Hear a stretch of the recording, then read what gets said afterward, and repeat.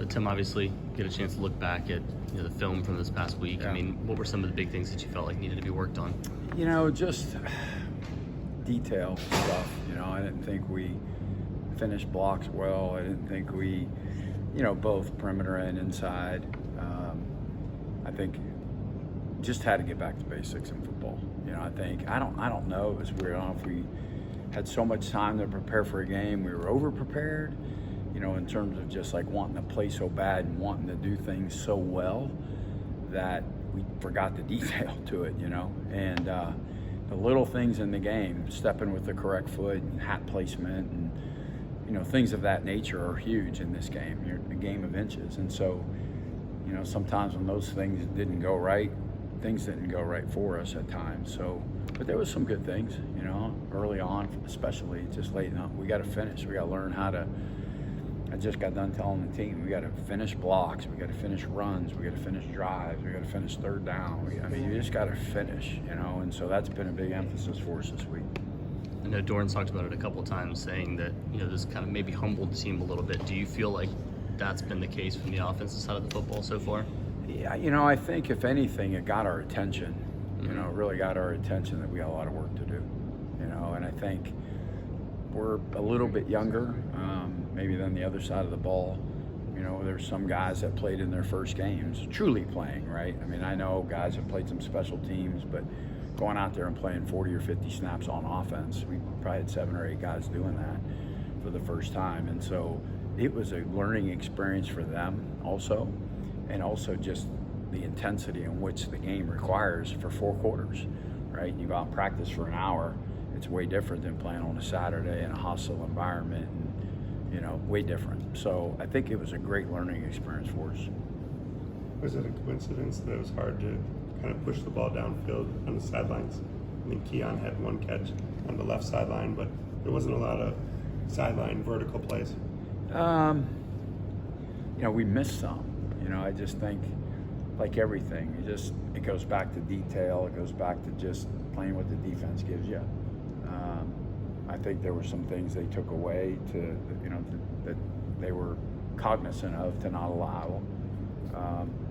And we tried to do some things, but you see it. We run a play and we execute, we gain a first down. Run the same play later and the route's 4 yards too deep and the ball's thrown late and the guy breaks it up.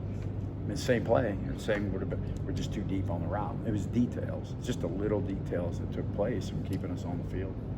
From a coach's perspective, what's the best way to describe this young man? I love the way he plays. I think he loves football, all elements of the game. He loves the practice. He loves everything that it takes to be a running back. He's not a selfish player that says, I need the football. He's going to do what it takes to help the team win. He's tough. He does a great job breaking tackles, and he's a great all-around back for us. So he's got a bright future as long as he keeps his head on straight and continue to do what he's been doing. You mentioned the breaking tackles, and for those who hadn't seen him much before Saturday, those hard runs, is that something that you've seen a lot in practice, or is that something he would seem to even step it up? I think he stepped it up even more, but we saw that. We've seen that over even last year a little bit. You just had 2 great ones. You just had like all the players at some point, they have to bide their time and wait for their opportunity. And then when they get that opportunity, they got to make the most of it. And Demi certainly did. Not that Jordan played well too. Now Jordan did some really good things in the ballgame. I felt really good, as I told you guys last week. I like that group collectively. Mark and Delbert and all those guys, what they bring, very consistent players all the way around. Protection-wise, running, catching, all of it. Those details that you were those details that you were talking about, stepping on the wrong foot and timing and all that, is that something that you've seen in practice this week coming together so far? Yes.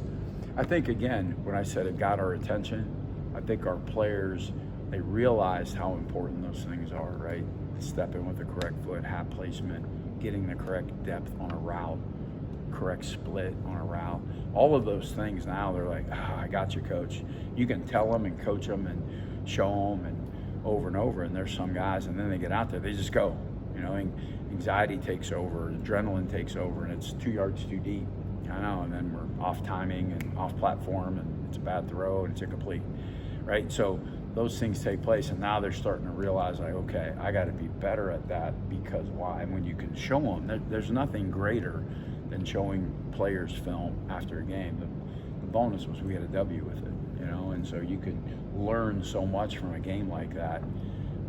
And again, especially we were fortunate to have a W.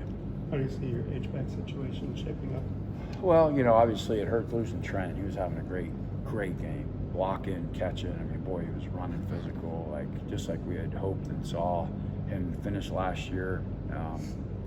But we got Chris Tootle, we got Sed, we got Fred, we got Cam. Like, we got guys. Udo's coming back. So it's like I feel really good about the guys that are coming.